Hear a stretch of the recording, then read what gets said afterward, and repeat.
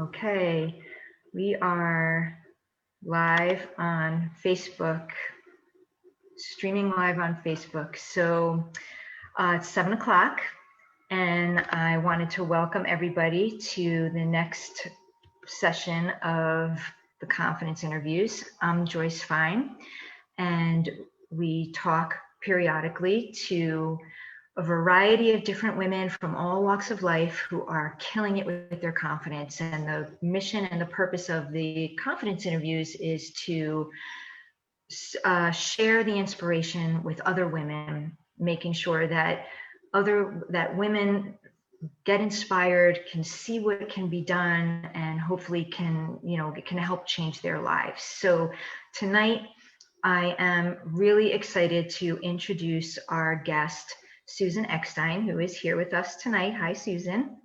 Hey, Joyce. And and our theme is having the confidence to be true to yourself. So before I talk a little bit about Susan's background, and she's a powerhouse of a person, I just want to remind people and explain to those of you who are joining us for the first time that Susan and I are going to have a conversation, and I have some questions that I want to ask her. And then at the end, we're going to go check on the feed. And please feel free as we're talking to chime in with any questions or thoughts you might have. And when Susan and I are done with our questions, we'll go into the feed and we'll address any thoughts and questions that you may have. So with that said, I'm going to tell you a little bit about Susan. So Susan Eckstein is an empowerment expert, coach, speaker, and creator of the UBU program. Susan leads women to break the chains of conformity so they can be true to who they are and live life unapologetically. She leads her clients through a life-changing process so they can reconnect to their power, challenge their stories, change their beliefs, and find the courage to be boldly authentic. Susan has been a guest on multiple podcasts, including The Big Talk, Divorce and Beyond, Unbreakable You, and The Bold Leadership Revolution. Susan is a speaker who dares, and her expert topics include empowerment, courage, challenging societal and parental norms, divorce, and motherhood. That's a lot of stuff. Welcome, Susan. So interesting. I'm so glad you're here with us tonight. So let's get started by sharing with us a bit about your history, and give us some context on why you decided to become an empowerment coach and a speaker. So about 15 years ago, I left my corporate job. I was in public relations for many years, and I decided to get into fitness because I was an avid spinner, loved it, became a spinning instructor, a certified trainer, triathlon coach, running coach. Wow. And in working with people, one of the things that I always noticed is that someone would come to me often and they would say, oh, I would like to lose weight, for instance. And then they would say, oh, well, why don't we, you know what, I'm going to start running a little bit, which would be great. And they'd run a 5K. And then I would say, well, what do you think about a marathon? Have you ever considered that? And they would go, oh, I could never do a marathon. And I would say, why not? Mm-hmm. And they just not possible for me. And when I started getting those answers repeatedly, I really started to get into the mindset work, because I thought to myself, I've done things where I used to think something was impossible. I wonder if I can help these people do their impossible.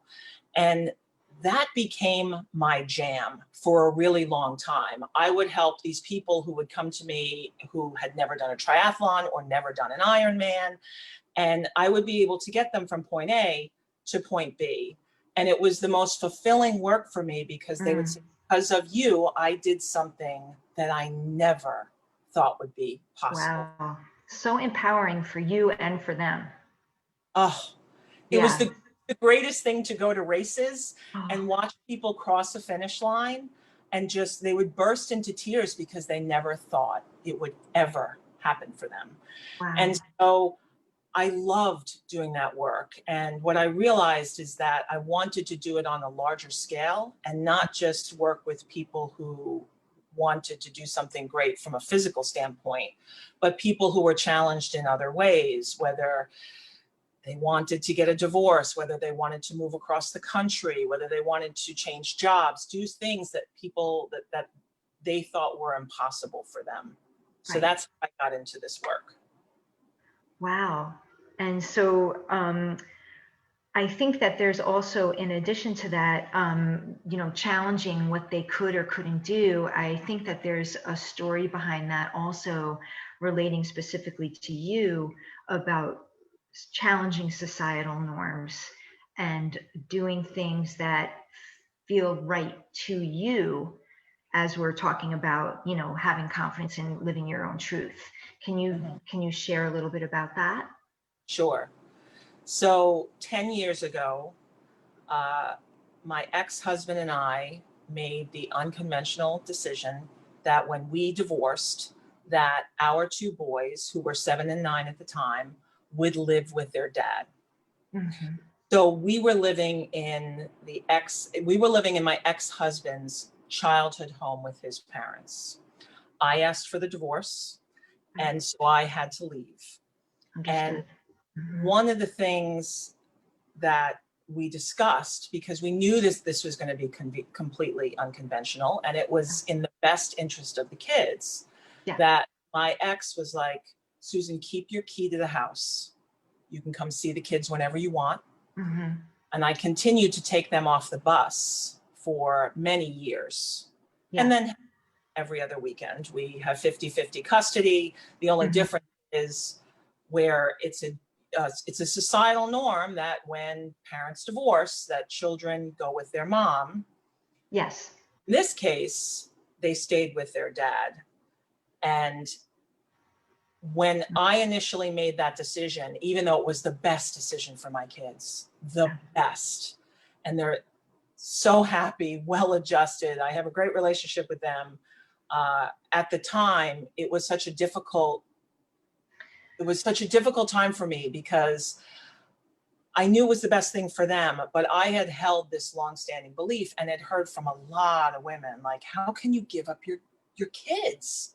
Which was not the case at all.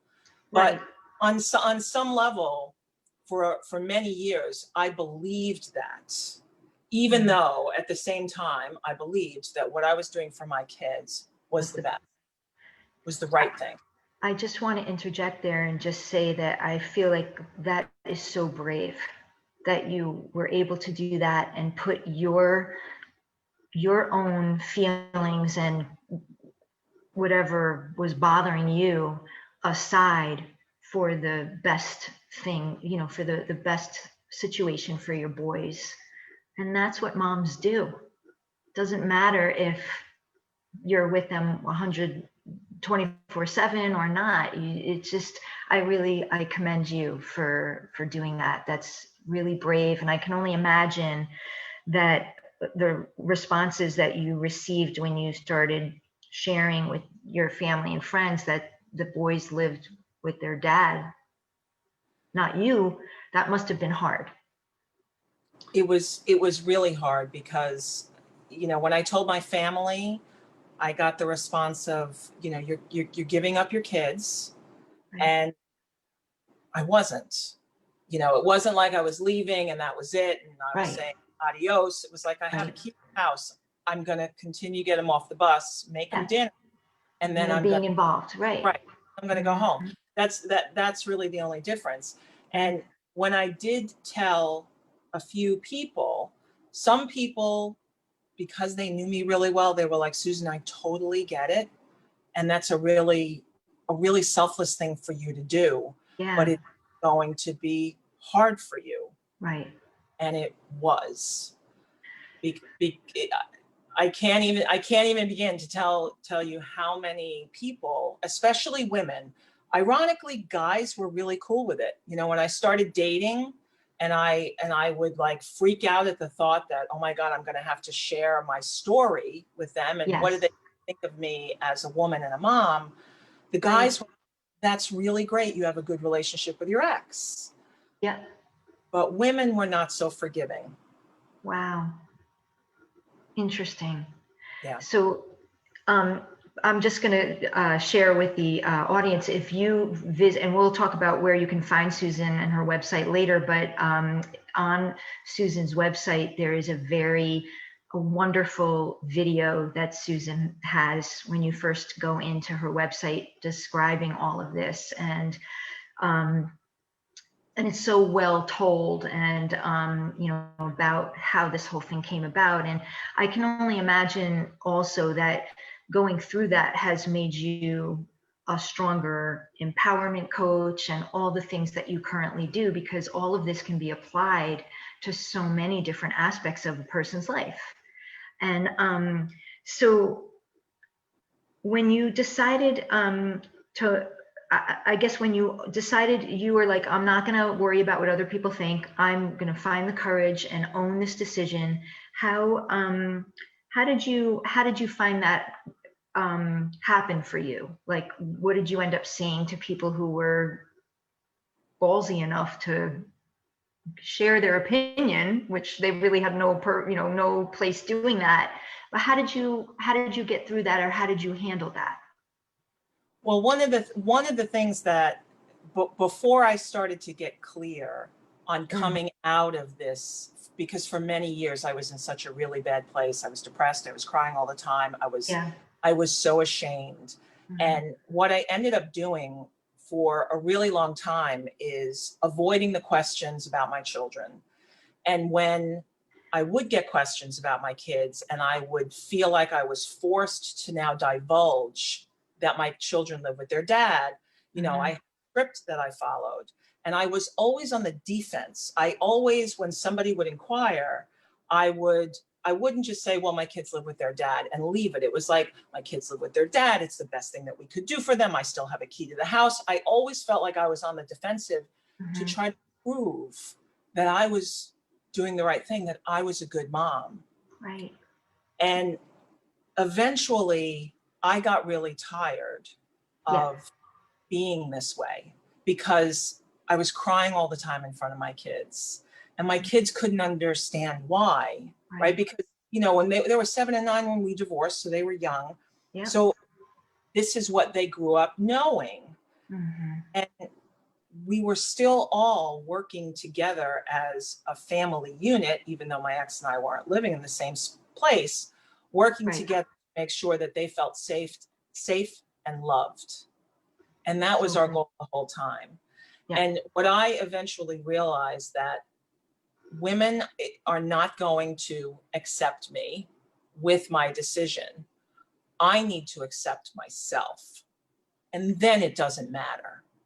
Right. So I had to get really clear on, what is it that I believe about myself, about being a mom, what it means to be a good mom. And then I was like, you know what, I can choose to either go with what society says is a good mother and really fail miserably, or I can define what's important to me and what it means to me to be a good mom. Right. And then I'm going to nail it. And so by getting really, really clear on, what are my values, what's important to me, how do I want to show up and be with my kids, that's the priority. And in doing that work and releasing all the other garbage that was just ruminating in my head for so many years, I felt like I put down a bunch of heavy luggage, and I never picked it up again. like everything changed when I made. That's so terrific. And we all can do that. Yes. And you're not only nailing it as a mom for yourself, you're nailing it as a mom for the kids. And what works for you is going to be best for them. So not only is it right for you, but for the family unit, it's for a bigger goal and a bigger situation than just yourself. And thank you for sharing that story with us. That is really amazing. So you also had a dream goal that you accomplished. In addition to doing the unconventional, and you did an Ironman, right? Yes. So can you tell us, because that's huge. Also, can you tell us a little bit about that, or a lot? Sure. I don't even know what year it was, but my ex-husband and I were sitting on the couch watching the Ironman World Championships one day. And I said to him that I really want to do one. I want to know what that feels like, to experience putting your body and mind through, 140.6 miles and know what that's like. And Susan, you're afraid of the water. and I still to this day have a paralyzing open water. And I do, but my desire to go through that process of training and crossing that finish line became much bigger than the fear I have of the water. Wow. And so up until that point in time, I had never done a triathlon, and I made a commitment to start training. And my first triathlon was a pool triathlon, and I had a panic attack in a pool, hanging onto the lane line for dear life. And it really, I worked through that. I finished, and I was really proud of myself. And I continued to put myself in situations where I was really out of my comfort zone, because that's really brave. I wanted to cross that finish line. It was so important to me. And so it was a life-changing moment. And in that first time, I've done it 3 times. In the first time I did it, I had a conversation with myself, and I was holding myself back at that point in time, get into the fitness industry, because I thought I was too old. I was 37. Wow. And I thought I was too old. And I promised myself on the race course that when I finished, I would apply for a job and get into the industry. Because I thought, if I could do this, I can do anything. Yes. And so that was the trajectory. Wow. And then from there, I think you became a certified clear beliefs coach. Are those 2 things related, or am I getting that messed up? They're not related. Okay. What I ended up doing is, as part of my training to be able to work with clients, to become a clear beliefs coach, we often hear that we need to change our beliefs. People go in and they say, well, if for instance, if they feel that they are not smart enough, and instead they're going to wake up every day and they're going to look in the mirror and they're going to go, I'm smart enough.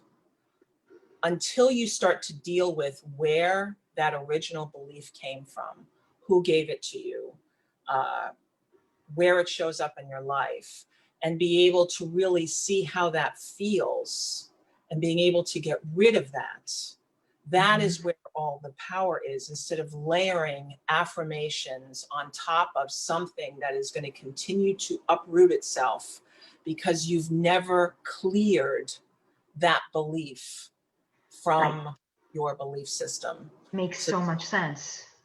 I do.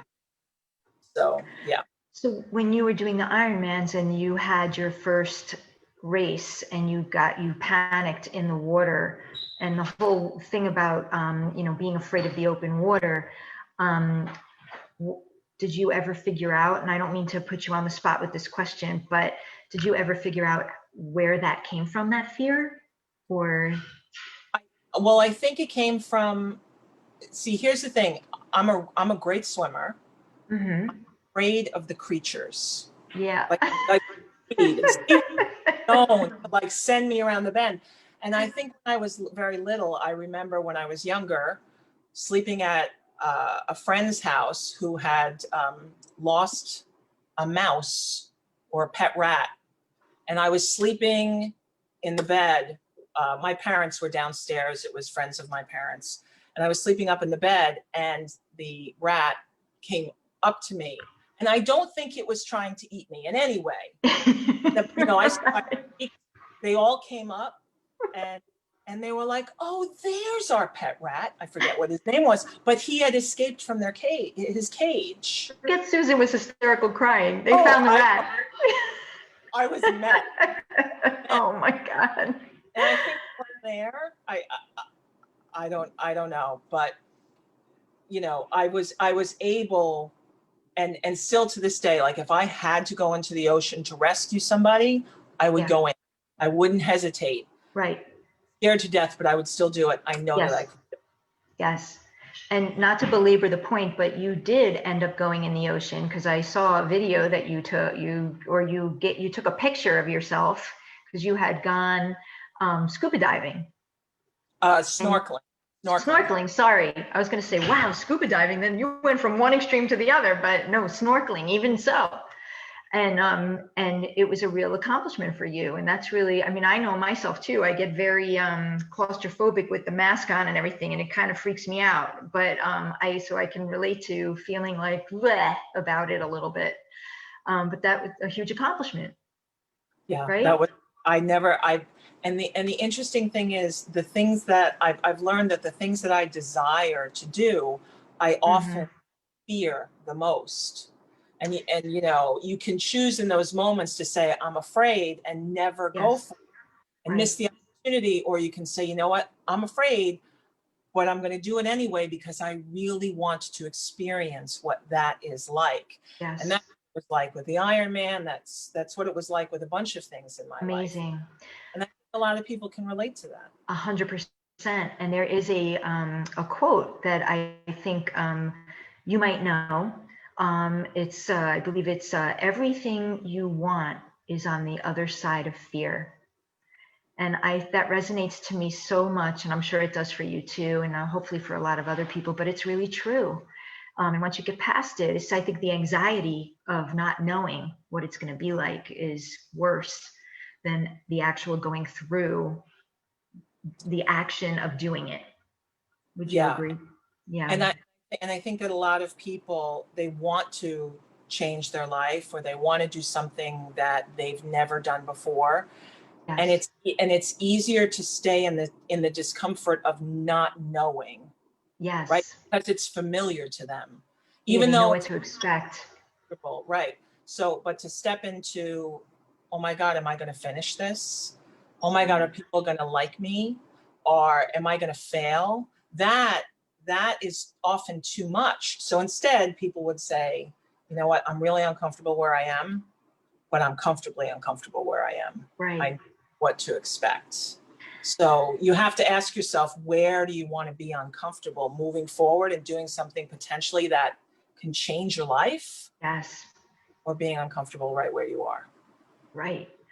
And then on top of that, moving forward in a way that may not be accepted by everybody because it's not what everyone is used to, as in your case, or I'm sure many other women that you've worked with, regarding doing something that's not a societal norm and having that additional pressure in addition to just being plain old scared or not knowing what to expect.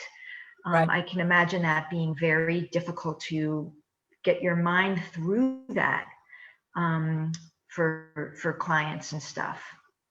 Yeah, because people, you know, we can get stuck in this desire to please others, Yeah. and we're giving up our happiness to please others, or we're hiding parts of ourselves because we don't want to be criticized by society. You know, we're looking to other people to tell us, this is how you need to be, this is who you need to be, this is how you're supposed to act. And Mm-hmm. when those things don't resonate with us, there's a lot of internal conflict. And you have the double-sided voices, you know, deep down inside, there's a voice that says, come on, find the courage, just be yourself. You know, your tribe will find you, just be yourself. And then there's the other part that says, you can't do that. You won't be accepted. People aren't going to like the way you're acting or being. And Mm-hmm. when you're not fully embodying who you really are and being loyal to yourself, it just festers inside. And you know, and I often say this to my clients, there's a great book and an article, uh, the 5 regrets of the dying. Mm-hmm. And one of the it's either number one or number two is, you know, Mm-hmm. my biggest regret is I lived somebody else's life. I didn't get to live So the life I hard. wanted to live. And Right. often, to do that, to really embody that and take those steps to make that happen, you're going to be going against what your family expects, what your friends expect, you know, your spouse. but ultimately the conflict inside is gone, and it's incredibly freeing. And it's like dropping those suitcases that I said before. This weight is lifted off of you, and you feel this incredible freedom to Yeah. be. It's so amazing. So for you, from your perspective, Susan, when you ended up, you came to terms with your divorce situation and where the kids were living and all that stuff. I almost feel like this is a rhetorical question, but I wonder if you could give a little bit of specific how your life had changed once you kind of dropped the suitcases and felt like this is who I am. I own it. I'm proud of myself, and I'm going to move forward. I found that I was more courageous. I found that when I started talking about the decision that I've made, things started coming into play. Like, Yeah. because I had kept this so close to the vest and didn't share it for a really long time, when I finally had the courage to start speaking about it, I did a talk last year about the decision around my divorce. And after the talk, a woman came up to me and said, "Oh my God, so am I." And it was in that moment that I realized that there are a whole group of women around who either have made this decision or may want to make this decision, but they fear being stigmatized, the societal backlash, even if it's right for their kids. And I found that when I was willing to own who I was and my decision and started talking about that which I thought I would never move past, it has become one of my greatest gifts, because what I'm doing is, by sharing my story, I'm giving other women permission to explore things for themselves. I had to first give myself permission to stop waiting for society to say, "Susan, it's okay. We understand why you made that decision, and we accept you." I was waiting for that, and it was never going to happen. I had to give myself permission to go in, dig it up, and change it so that it worked for me. As a result, everything has changed. I'm stronger. I just everything. Like, I'm I like feel getting like I'm true to me now. I'm like feeling emotional about it, because I feel like this is what life is about. And I just I feel so happy for you, and I feel like I just met you, but but it's just it just is so encouraging and inspiring, and I feel like you're right. I've done that too, where I couldn't, I wrote about it on a blog post I had done, but about validation and how important it is for so many of us, myself included, that you're waiting for this validation. You could wait forever for this validation that's never going to come, and then you're stuck. And how frustrating that is, and not believing enough in yourself to just say, "You know what, I don't like my situation. I need to change it." And that's a good enough reason. Doesn't have to be because not, just because I could imagine a lot of people are not happy in their marriage or wherever, their job, whatever, but things aren't terrible. So you might as well just stick it out, and it would be okay. But why do that when you owe it to yourself to be happy and be, like you said, be true to yourself? And it's just so inspiring to me. I'm really loving this conversation, and I'm sure that people listening are feeling the same way. So there was a video, and it's a video that I watched because you also have a YouTube channel and I follow your YouTube channel, and you did a video about eating the lasagna. And I thought I think I responded to you. I was like, "I'm going to eat the lasagna from now on." But it's like these little things that for somehow they take hold of us, and we are so insecure about things. Could you explain a little bit to the crowd about the video and just the little lesson that you put forth in it? Yeah, I mean, I think so many of us, I use the example of, you go out to dinner with your friends. And I know women do this. I have done this. You go out to dinner with your friends and you're looking at it like, I really want to have the lasagna, but I have to have a salad. Because if I have the lasagna, other people are going to think, oh my God, she's having the lasagna. But meanwhile, right? But meanwhile, at the same time, you have the lasagna and everybody who's ordered the salad says, I wish I ordered the lasagna. I really want the lasagna. And we I don't do want this, the salad, right? right? We do this to ourselves because we don't want to be criticized by other people. Oh, what are they going to say? I'm having the lasagna. If I'm a little overweight, having the lasagna, they're thinking she shouldn't be having it. But meanwhile, those same people want the lasagna. They do. And it's, I find it so fascinating that we often yearn to be doing the things that we are criticizing other people to do.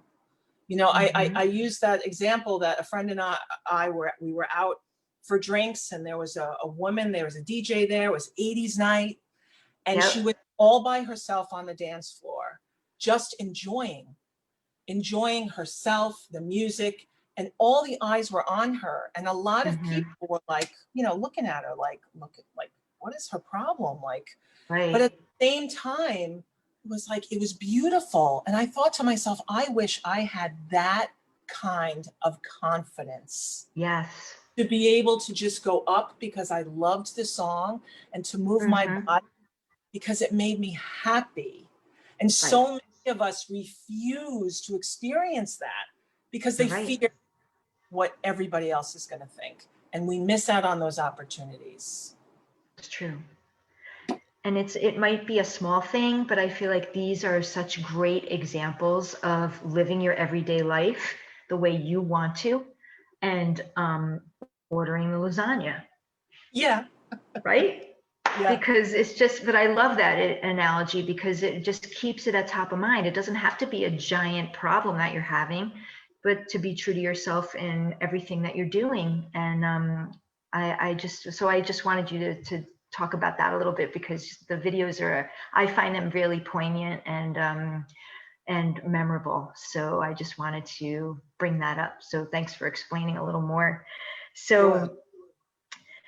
So before we get into checking with our audience, I would love to know, Susan, what advice you would give to a woman who is questioning whether or not a societal norm would work for her or not. Or yes, like, Whether should she follow it or should she disregard it and do her own thing? How should she make that I decision? I think it comes from getting very, very quiet and asking yourself, does this feel right for me? Mm-hmm. And the one thing that I know is that, with all the noise, the social media, it's very, very hard with all the distractions that we have today to Yeah. actually sit, be quiet, take a few deep breaths, and ask ourselves, does this feel right for me?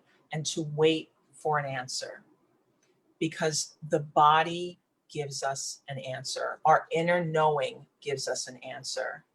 Mm-hmm. And for some people who've never actually thought to look inward, that can feel like an unusual thing to do, because they might say, well, wait, is this really my inner knowing saying, yes, this is right for me? Is this the voice of my mom or a teacher from when I was younger? Like, what Right. is, and I think that over time, we just need to learn to practice feeling and identifying, yes, this feels true for me. And Right. once we know that, to start to explore it. And it may or may not be the right thing in that moment, but it may lead to something else that you had never thought about, right? That feels right for you. If you're curious about something, go explore it. If you are, I know we were talking, we're both in our 50s. And if you're unhappy in your job and you want to completely change careers, but that scares the heck out of you, Yeah. go look and see what it would be like if you were to go and, go to school at night, for instance, if you wanted to completely change careers and you needed to get your MBA, for instance. Take that one little step and just start exploring and see if that begins to energize you and get you excited. There's like a ding, ding, ding, ding, ding, ding, ding. There is your answer. Right. But you have to give it some time and know that you're going to get answers if you're willing to take steps, instead of always asking, well, what do you think? What do you, and completely disregarding what our body and the wisdom that we hold is telling us. And I think that is so important, especially for women who are mothers and have more than one job, because you're never really focused on yourself. You're always focused on your spouse, your job, your kids, your whatever is going on.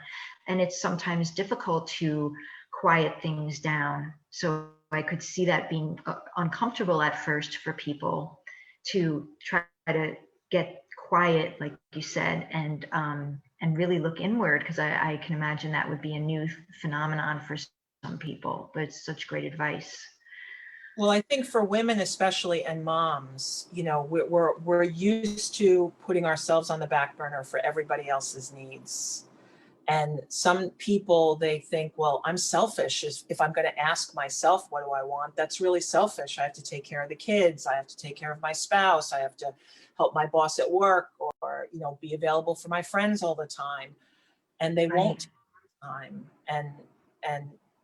But when you find that, when you give yourself permission to take that time, you ultimately, and the more you do it, everybody around you gets the best version of you, right? Because you're exploring what makes you happy. Yeah. And then everybody gets that wonderful part of you, which is awesome. It is awesome. I love that. That's a great way to think about it, and it makes perfect sense. And everybody should do that. You're right. So before I want to check the Confidence Hustle page now on my phone, and just see if I can find the conversation.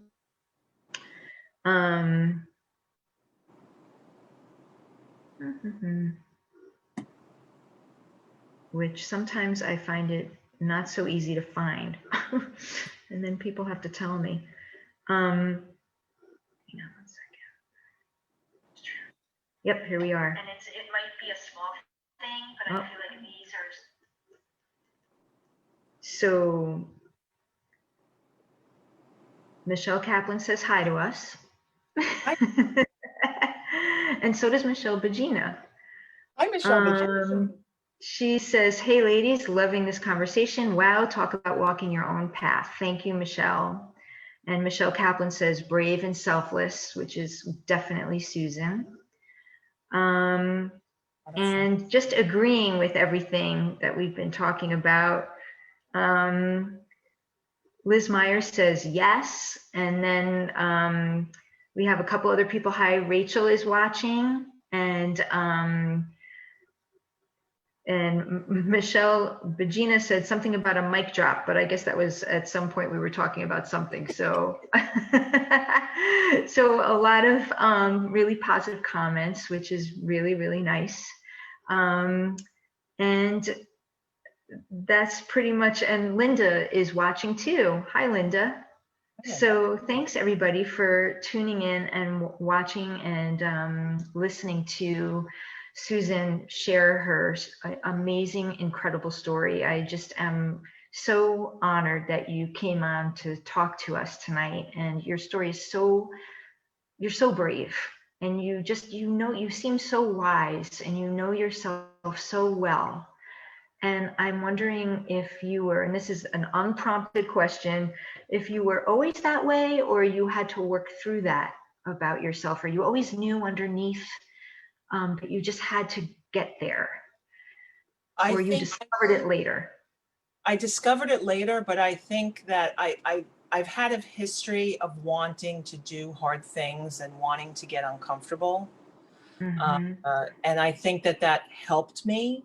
But I would say in the last 5 years, it's funny.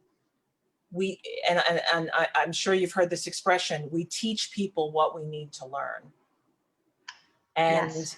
And so what I found so funny is that when I started doing all the empowerment work with these athletes that was working with, that Mm-hmm. really mirror for me to see the work that I needed to do on myself. And it did not occur to me that when I went through the divorce process, that I can actually go in and go, wait a second, like, like I can completely change this. It became like my impossible. I can Mm-hmm. totally do this, but I had to go in and look at it from a different point of view of this was about me and my kids and no one else. Right. And being able to release any of that, and I still get it, any of that, oh, you don't live with your kids? I still get that from people, and to not, Mm-hmm. it used to trigger me deeply, and now it's Mm-hmm. like, yep, that's the situation, and all is good. And there's no being on the defense anymore at all. Mm-hmm. I completely owned my decision. I'm proud of my decision. My Yeah. kids are good, and that's all that matters.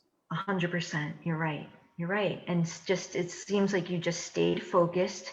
You focused on what needed to be done, and you didn't let anything else, well, at first, I guess you did, but then eventually you didn't let anything else kind of steer you off course. That's what it sounds like to me anyway. I don't know if that's how it felt. Yeah, I mean, there were times when I doubted myself because it did seem like, even though deep down inside I wanted to make these changes around my beliefs, Mm-hmm.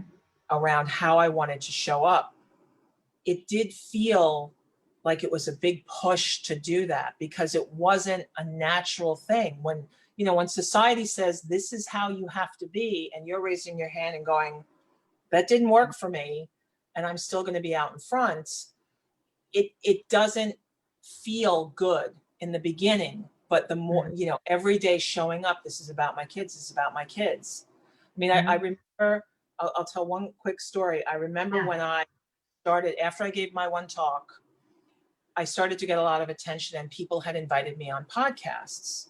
And I was driving with my kids, and I said, listen, I want to talk to you to make sure that you are okay with me talking about this. And both of my kids were like, Mom, what's the big deal? Like, everything is good. Like, and Wow. they thought that our dynamic, our co-parenting dynamic, was common. They didn't see this as a negative thing. Wow. And right there was like, here's my validation. It Oh, does not matter. right. It's me and my kids. And That's so right. it's the same for all of our decisions that seem to go against. If we can go to bed at night and going, I feel whole now. I'm not Mm-hmm. hiding parts of myself. I am living the life that I'm meant to live. And I'm feeling all the joy and all that stuff. When you can say that, there is nothing better. Nothing better. And I know so many people want that for themselves and just can't seem to make that happen for themselves. And I can imagine that when someone is working with you, that is such a gift, given that you have gone through a transformation yourself, more than one. Mm-hmm. And you can really speak from experience, and you walk the talk, so to speak. So if somebody wanted to get in touch with you, Susan, or just find you, give us the pitch. How can they get in touch with you? They can go to my website, the susaneckstein.com. Mm-hmm. The best way is through email. which is Susan at thesusaneckstein.com. I'm in the process of updating my website, but if they go on LinkedIn or Facebook or even my YouTube channel, all of them are just my name. They'll be able to see my content. And like you said, on my YouTube channel, there's a lot of videos. There's also more videos on my Facebook page, on my website. Mm-hmm. And friend me on Facebook and connect with me, because, you know, I feel like this is my life's purpose, to help empower others to stop hiding and to give themselves permission to just step into the person that exists under all of the stories and the beliefs that aren't serving them. There's so much magic when you're willing to start to dig and then release these things that aren't serving you anymore. That is just a great closer for you, and I couldn't say it any better. And this has been such an enlightening, amazing conversation, and I hope people who are listening and watching will take advantage of reaching out to you if they have any questions or just want to follow your YouTube channel to get some insight, or anything. Susan is just such a wonderful, warm person and an amazing coach, and I totally I suggest you do that if you feel you need to. So thank you so much for spending time with us tonight, Susan, and sharing your stories with us. And I also wanted to thank everybody for listening. I also see now that Allison and Nikki are watching, so thanks, guys. And I wanted to just remind everybody that the Confidence interviews are sponsored by the Confidence Hustle, and you can follow the Confidence Hustle on our Facebook page, which is the Confidence Hustle. You can also learn more about the work I do at the Confidence Hustle on my website, which is theconfidencehustle.com. So creative. And I also have a YouTube channel with interviews, Susan, and our interview will be up there soon, but there are past interviews if you're searching for more inspiration that you can visit at Joyce Goldberg Fine on YouTube, which is my full name.